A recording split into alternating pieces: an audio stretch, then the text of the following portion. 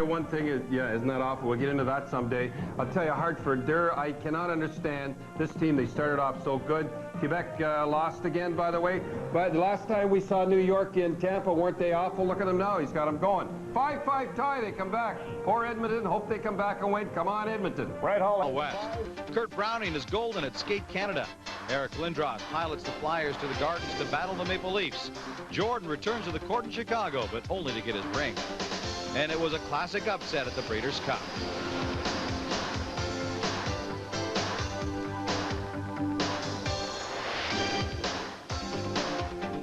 Hi, everyone, and welcome to TSN SportsDesk. I'm Gino Retta. Great to have you along. Lots to cover on a busy Saturday, so let's get right to it. We begin with Fight Night in Las Vegas. Riddick Bowe, Evander Holyfield, the rematch. Bowe claimed the heavyweight title of the world with a 12-round decision over Holyfield almost exactly a year ago. The best way to describe this fight? Bizarre. Not for what happened in the ring, but what happened around it. 7th round, fight relatively even. Then a parachuter landed at ringside in the outdoor venue. After a 21-minute delay, the fight did indeed resume. All right, let's get to some of the action for you now. Much anticipated rematch, 4th round. Tempers flare. Now watch. Are you listening for the bell? This is all after the bell. A nice flurry, but obviously very aggressive. 7th round, we say the parachuter landed. Yeah, he landed on the rope and then was taken to the crowd where he was beaten up. More on him a little later on. The fight, relatively close, 12th round. Holyfield, Bowe exchange some punches at the bell. Emmanuel Stewart, Holyfield's trainer, tackles him to get him out of the ruckus, and in the end, Holyfield has done it again. Evander, the real deal Holyfield, has regained his world championship. It's not so much a winning the title back as a point of redeeming yourself. My whole thing is that all our life, you know, people had to have an incentive to win. My whole thing, all my life, I always wanted to do my very best. I truly believe that I fought that first fight, and as I felt that I did my best and Bowe overshadowed me, it wouldn't be no reason to come back, because that'd be saying that I came back to lose. I don't come back for money or come back for the belt. I come back to do my very best. I am as proud of Riddick's performance tonight as I am of any of his victories. He had a nick here and a nick there, but we absolutely will not make an excuse. On tonight, he conducted himself and he performed as well as he possibly could, and it wasn't quite enough in the judge's eyes. It's another experience in his career. Now, an update on the condition of those shaken up outside the ring by the sudden appearance of the parachutist. Bowe's wife, Judy, who was 2 months pregnant, fainted and was taken to hospital. Bowe's trainer, 83-year-old Eddie Futch, was also taken to hospital with dangerously high blood pressure. The parachutist, meanwhile, also taken to hospital. He landed safely, but didn't fare as well when he finally ended up in the crowd. Let's check in on the action for you. See, when the parachuter was brought down, look at him just getting clubbed by the fans. It looks like a fan's got maybe a cellular phone in his hand there, going at the parachutist. Finally, the parachutist had to be taken to hospital on a backboard. They tell us that there are no broken bones. He should be just fine. Meanwhile, as I say, Riddick Bowe's wife was also taken to hospital as a precautionary measure. At first word, everything is just fine. Now to some football action and final weekend of regular season play in the CFL, and what a great battle in the West. 2nd through 4th had still to be decided. The Lions are a great example of how tight things are. A win over Sacramento combined with an Eskimo loss, and BC would finish 2nd. But a Lions loss, they would finish 4th and have to face Calgary in the first round of the playoffs, something they would dread. The man at the helm for the BC Lions on the night, Danny McManus. Early in the first, David Archer is at the helm for Sacramento, drops back, looks for, finds Carl Parker. Big gainer, gets to about the 50-yard line. Archer brought the Miners down to the 6-yard line, then he gives to Mike Oliphant, who takes it in, gives Sacramento a 7-0 lead. Turnovers a downfall of BC on this night. Here, Sean Millington is stripped of the ball, and Sacramento recovers. And they make BC pay for it. Mike Pringle will get the ball and then head up the middle, find some running room. 44 yards for the touchdown as he continues to break tackles along the way. 14-0 for the Miners. Then Archer, out of the shotgun, will wait and then hit Oliphant. Oliphant takes it down the sidelines, looks like he's going to go all the way, doesn't quite do it, but does get an 84-yard gain on the reception, and that put Archer over the 6,000-yard passing mark on the season. He joins Doug Flutie and Ken Austin in that exclusive club, and he gets the ice water shower for his accomplishment. Sacramento not going anywhere in the playoffs, but David Archer, an outstanding performance, really raining on the BC Lions parade. If BC had won this game, they still had a shot at second, but now with the loss, they will definitely finish 4th place in the CFL's West. That means they have to face the Calgary Stampeders in the semifinals. Calgary wraps up the regular season in a game now that means absolutely nothing. On Sunday, it will be Calgary facing the Edmonton Eskimos. It means absolutely nothing because Edmonton will definitely finish 2nd place because of BC's loss. Saskatchewan finished 3rd. Saskatchewan-Edmonton will play in Edmonton in semifinal action. Calgary will face BC at Calgary in the other semifinal in the West. Meanwhile, we want to win this game. We want to set the tone for the next number of weeks and demonstrate our abilities. But it's a game, and like other games, it'll end. And then, but then the big picture comes into focus, and that's the playoffs. There's no other team has figured out yet how to stop Doug Flutie. He's a great athlete. He's quite a competitor. He has some weapons. The thing we have to do is try to limit him and try to slow him down a little bit. If we can do those things, then maybe we'll have a shot at winning the game. The only reason that I can think of is the big game is because we're playing Calgary. And anytime you got to play those guys from the South, you know, you got to get your dander up a little bit. The Eastern semifinal still to be decided. Of course, Winnipeg gets a bye in the first round. The question is, who will play in the other game? Hamilton will definitely play in one of the semifinals. And Hamilton, the question is, will they face Ottawa or Toronto? They'll face Ottawa on Sunday. Now, if Ottawa wins this game, they will definitely face Hamilton in a semifinal action in the CFL's East. Now, if Ottawa loses this game, then Toronto must defeat Winnipeg, this game also on Sunday. So if Toronto defeats Winnipeg and Ottawa loses, Toronto is in. If Toronto loses, then Ottawa is in, and if Ottawa wins, they are definitely in as well. Confused? It really is quite simple. All right, now to Ottawa for Sun Life Skate Canada International. Saturday featured the men's free skate. Not much doubt that Kurt Browning was the focus of most of the attention.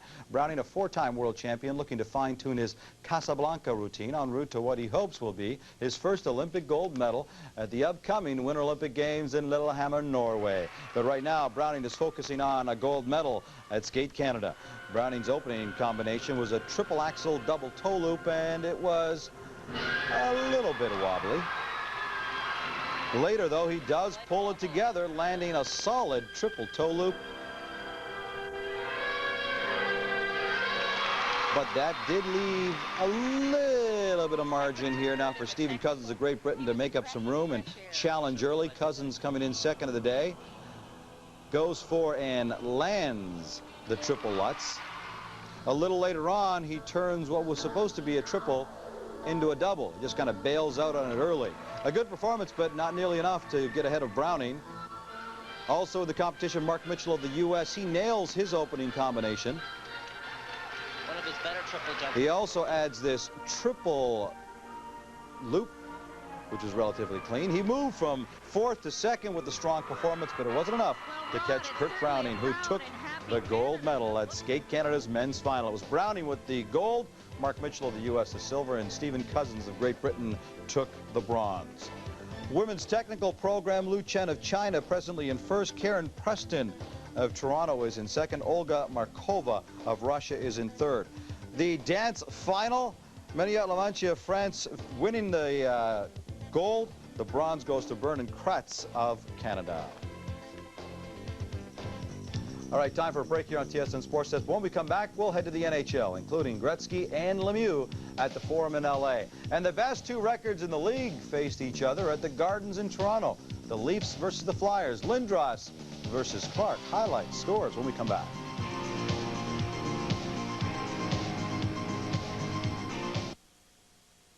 It has a responsive dual overhead cam engine, but it's not a Mercedes. It has a highly advanced multiple link suspension system, but it's not a BMW. It has dual airbags and 24-hour roadside assistance, but it's not a Lexus. It's an entirely different kind of luxury sedan. It's an affordable one. The new 1994 Nissan Altima, built for the human race. Have you ever tasted Crystal Pepsi? No. Definitely different than traditional Pepsi. What do you think? Everyone is watching. We're waiting. It has a cleaner flavor. It's got a taste all of its own. What do you think? Refreshing. Not heavy. No, it's not syrupy. We're still waiting, Brandon. Please recycle. That's good. Just different. Wow. Okay, Brandon. What do you think? We're waiting. How about it? It tastes real good. What do you think? The top two teams in this young NHL season squaring off at the Gardens in Toronto. The Leafs and Flyers, numbers 1 and 2 respectively. The one and only visit by Eric Lindros this year to Toronto. He saw some new faces in the Leaf lineup. Peter Zezel, Rob Pearson, Nikolai Borshevsky, Todd Gill, all out with injuries. With that, a number of call-ups for the Toronto Maple Leafs, including former Toronto Marley, Chris Gavaderis. Gavaderis not happy with what started off in this game as Eric Lindros goes to Mark Recchi. Recchi with the quick release beating Felix Pavin upstairs, and it's 1-0 for the Leafs. Second period action. Watch this great effort by Eric Lindros. Lindros deep in the Leaf zone, knocks Jay McCowan off the puck. Lindros backhand, his rebound, beats Felix Pavin, makes the score 2-1. Second period action now. Dmitry Yushkevich and Dominic Russell kind of get tied up behind the net. Chris Gavaderis gets a piece of Russell's skate unintentionally, centers the puck to Doug Gilmour, who puts it in. He ties the game at 2. Gavaderis getting involved very quickly. A few minutes later, Leafs on the power play. Watch Wendell Clark use the screen right through the pegs and then beating Russell. No chance. 3-2 for the Leafs at that point. And no sour grapes, he says, for the Leafs on this night. Not at all. Toronto defeats Philadelphia 5-3. Recchi, Lindros, and Baranek, the goals for Philadelphia. For Toronto is Wendell Clark with a pair. He's already got 14 on the season. What a pace he's on. Doug Gilmour, Krushelnyski, and John Cullum, the other goal scorers for the Leafs. The Leafs are now a perfect 7-0 at the Gardens in Toronto. On now to the Forum in Montreal, where Patrick Roy and the Canadiens were facing Mike Vernon and the Calgary Flames. First period action, the Flames get on the board. Joey Nieuwendyk will let the shot go. Roy will make the stop, but German Tito puts in the rebound. It's 5th of the season, and it's 1-0 Calgary. And that'll quiet the Forum crowd down in a big hurry.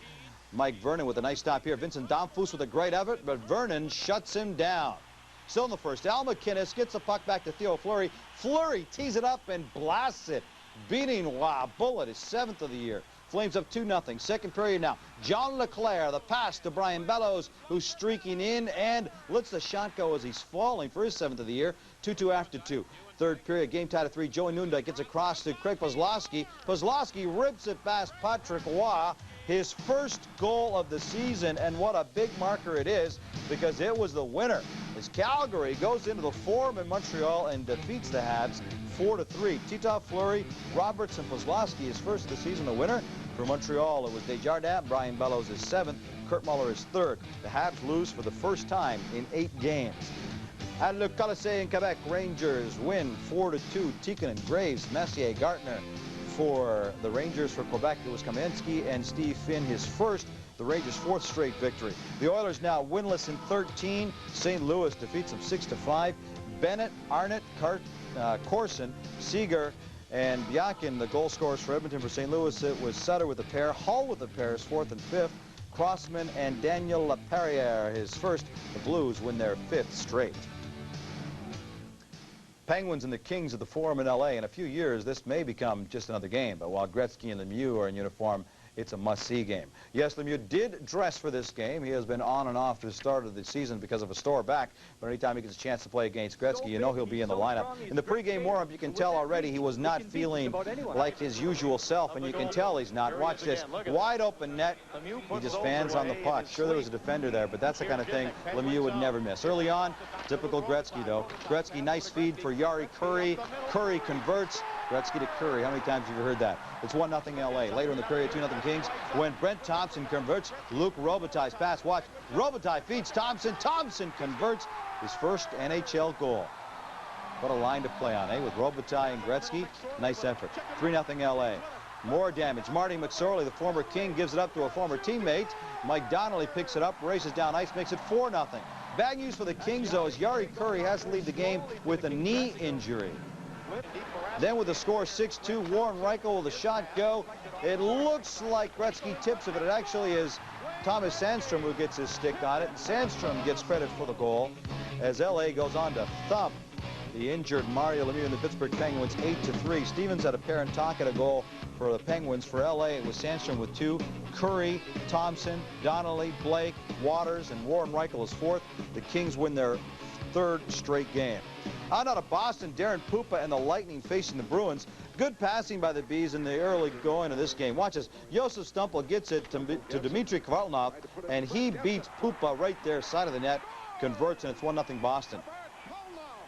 The Lightning get one back in the second when Rudy Poshek's point shot goes in off of Brian Smolinski. Watch this. Kind of gets redirected. No chance. And now watch this. Joe Juneau collides with Chris LaPuma. Juneau has to leave the game. He goes to hospital. X-rays tell us it is a fractured jaw. Juneau gone with a fractured jaw. That is a big blow to the Boston Bruins. This game would go to overtime and nothing was settled. 1-1 final. Rudy Pochek the goal for Tampa. For Boston, it was Dmitry Kvartlanov, his first of the season. Lightning snap a 6-game losing streak. Elsewhere, the Whalers are now winless in their last 10. Islanders on Long Island defeat Hartford 5-3.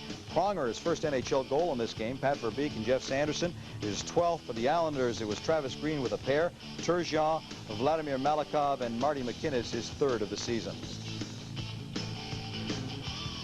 All right, time for another break, but still ahead on Sports Desk. We'll head to the track, Santa Anita, California, the Super Bowl of horse racing, they call it. It's the Breeders' Cup.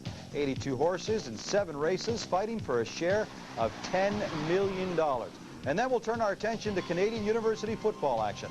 The semifinalists have now been decided for this year's Vanier Cup.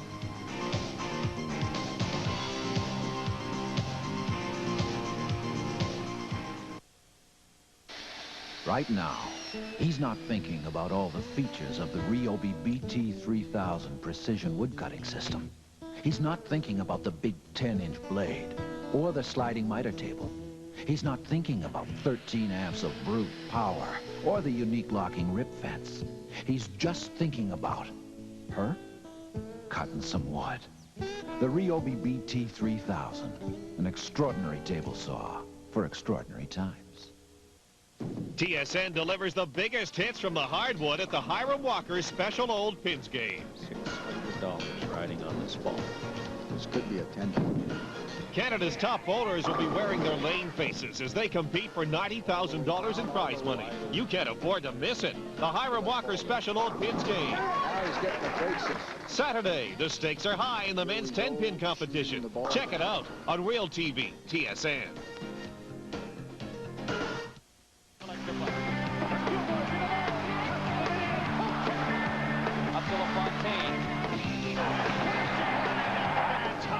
Molson NHL tonight on TSN. Hockey's most informed team keeps you on top of the action from crease to crease and from coast to coast. Thursday, the high-flying Maple Leafs hit the ice in St. Louis to renew their rivalry with the Blues. The puck drops here Thursday on Real TV, TSN.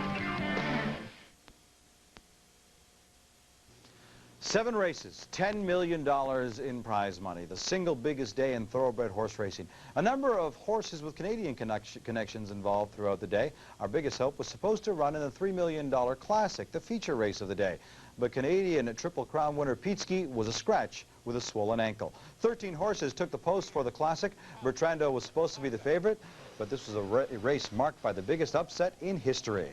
For the stretch, Azud is still in with the chance in behind horses. Best Pal is only 4 lengths from the lead. Cousin Tango is coming hard. Kissing Chris is also right there. Arcang is coming in between horses. And it's still Bertrando with an onslaught of challengers. Here comes Arcang, a huge upset looming here as Arcang comes flying on the outside. And he runs by Bertrando, Kissing Chris.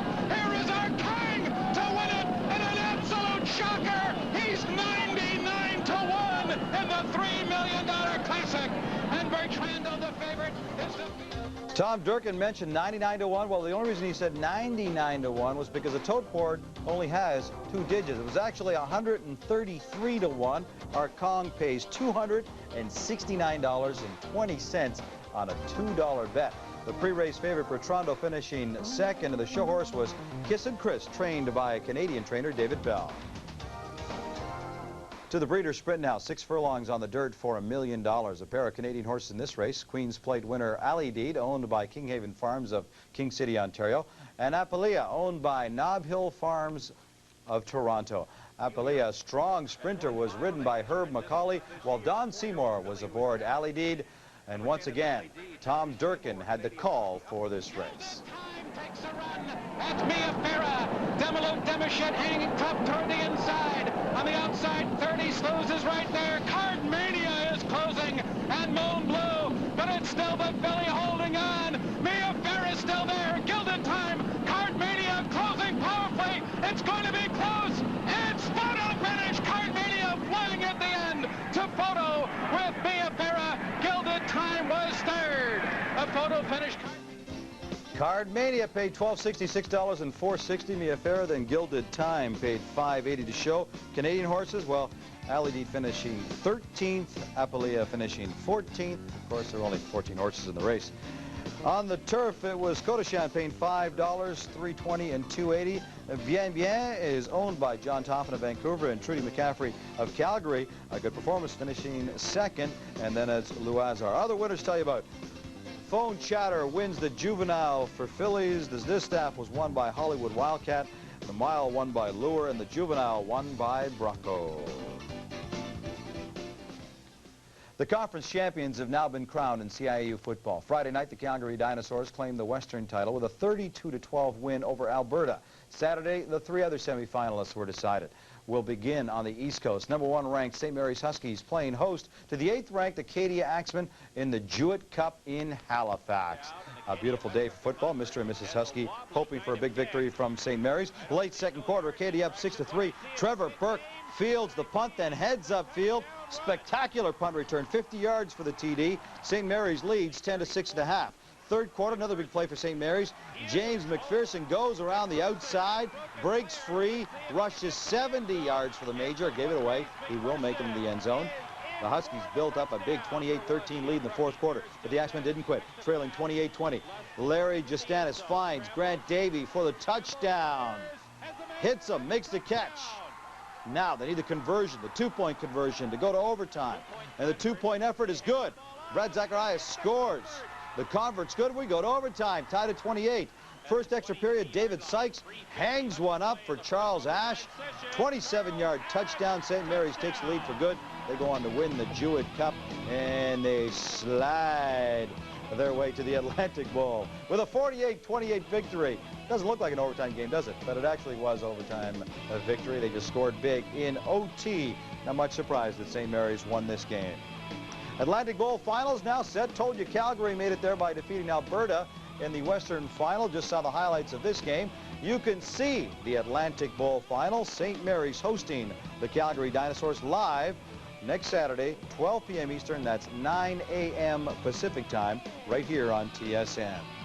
On now to the OUAA final. The Toronto Varsity Blues playing at J.W. Little Stadium, where they hadn't won since 1975. It was Mario Storino facing Eric Ersick, the quarterback for Western. Ersick early on hooks up with Tim Tyndale. And Tim Tyndale will outrace the DBs to the end zone, 10-0 Western. Still on the first, 2nd and 12 from Western 7. Nose tackle, John Halkitis all over Eric Ersick. Barry McManus, the fumble recovery for the touchdown. Blues now trailing 10-7. Bob Lako got to be pretty happy about the way things are going. Second quarter action, game tied at 10, 1st and 10. Mario Storino with the pitch to Scott Mitchell, who was a quarterback in high school, and you can tell what a great gun he's got. Into the end zone for Glenn McCausland. Touchdown, 17-10. Blue Jay president Paul Beeston on hand of the game to catch it. Didn't like the weather. Didn't like the result either because he's a Western grad. Third quarter, Toronto up 17-13. Mario Storino throws one to Francis Etienne. The reception for the touchdown. That made it 24-13 for the Blues. And the Blues fans that made the trip to J.W. Little celebrate the Toronto Varsity Blues 1993 Yates Cup OUAA Championship.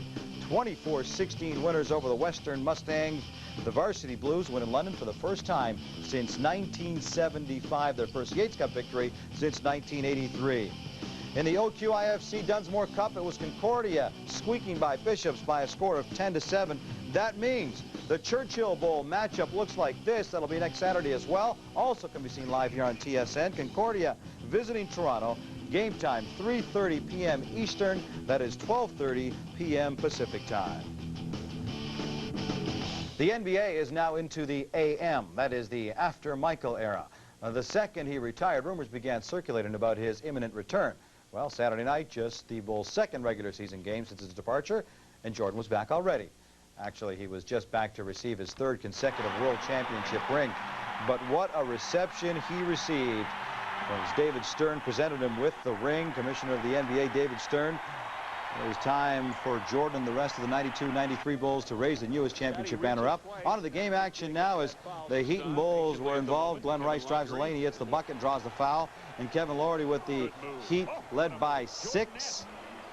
A little later, Steve Smith shows why he's a dream team, too. Nice drive for the basket. Miami by 16 at the break. Second half, all Heat. They work the ball inside. John Sally, he rocks the rim for 2. Miami by 20. MJ just kind of watching. Was he a little bored or what? Chicago got pounded, maybe just a little disappointed. 95-71 the final, the Heat defeating the Chicago Bulls. As we go to break now, a look at the rest of the action from Saturday in the NBA.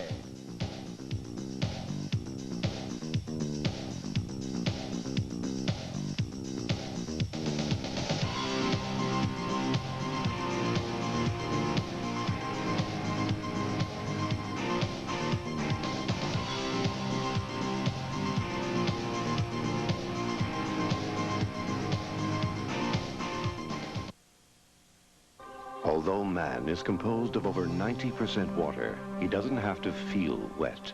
For effective, long-lasting protection against wetness and odor, use Arid Extra Dry Antiperspirant for Men. Dryness designed for men. $5 a week for a year. Buy someone a hot, nourishing meal every day for a month. And the independence to live with dignity. One way you can help the most. The United Way. The thunder and roar of CIAU football is pounding the gridiron on TSN. Canada's hardest hitting teams are only yards away from the ultimate goal, the Vanier Cup. It's down to the Final Four. Saturday is D-Day in the CIAU, beginning with the East-West shootout for the Atlantic Bowl, followed by the Ontario-Quebec battle for the Churchill Bowl. Live right here on Real TV, TSN.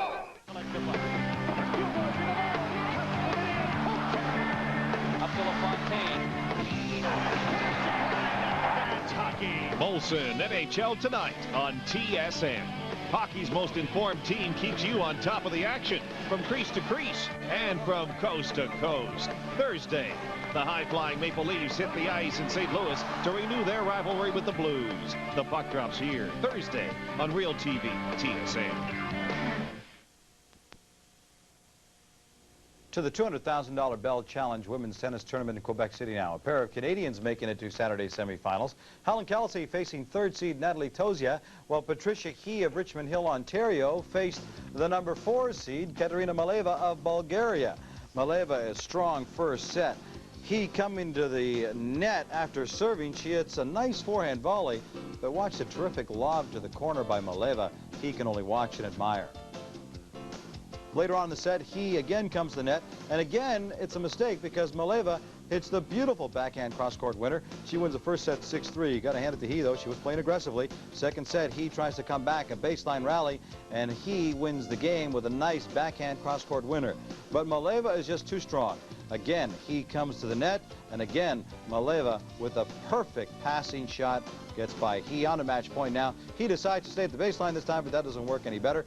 He hits the backhand wide. Maleva takes the match. 6-3, 6-2 is the final score. Katerina Maleva advances the final straight set victory over Patricia He. In the other semifinal, Natalie Tozia will advance. Helen Kelsey lost the first set 6-1 and then had to retire with some stomach problems. So it'll be Tozia facing Maleva in the final. And time now for our highlight of the night. Not much doubt about where this one would come from. Bo Holyfield, heavyweight title of the world on the line. And a fan who couldn't get a ticket tried to find a unique way of dropping into the fight. 7th round of this fight. It was relatively even to this point. Now watch this fan. He's got a parachute, but he's also got some kind of propeller device that is moving him forward, getting closer to the fight. And then there he is. In the middle of the fight, he shows up in the ring. The parachutist was then beaten up in the crowd, was taken to hospital. He was indeed fine. For those of you who are wondering how the fight turned out, I can tell you Evander Holyfield has now regained his heavyweight championship of the world with a 12-round decision over former champion Riddick Bowe. In other action, to tell you about the BC Lions were upset by the Sacramento Gold Miners 64-27. With that, BC will definitely finish fourth in the CFL's West. I'm out of time. We'll see you later. Bye-bye.